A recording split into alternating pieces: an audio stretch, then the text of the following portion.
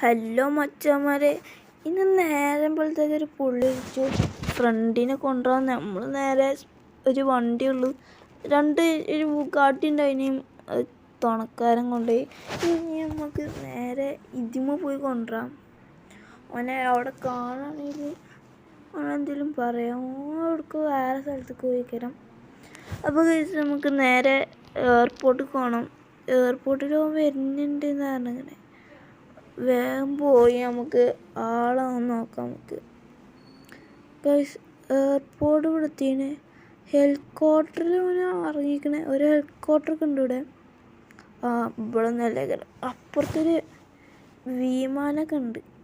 നമ്മളെ ഈ ജീപ്പിൻ്റെ അവിടെ ഉണ്ട് ഒരു ജീപ്പൊക്കെ ഉണ്ട്. അത് ജീപ്പിന് കേട്ടോ. ഗായ്സ്, ഇവിടെ എന്തൊരു കോണിയും ജീപ്പൊക്കെ വേറെ എന്തില്ല വരാം. ഇവിടെ ഓന ഇറങ്ങിയിട്ടില്ല. ആള് ചിലപ്പോൾ നമ്മൾ തരേകരം.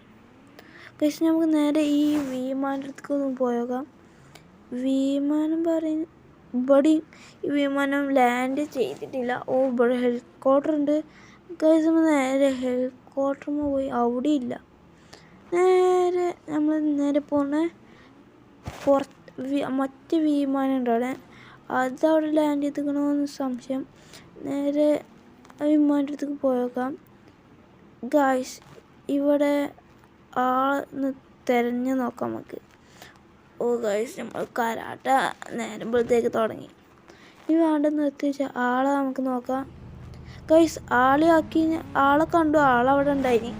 ആളിറക്കി നമ്മൾ പോവാണ് പറഞ്ഞപ്പോൾ എന്നാ പൊയ്ക്കോളി എന്നൊക്കെ പറഞ്ഞു. ആൾ ഹാപ്പിയാണ്.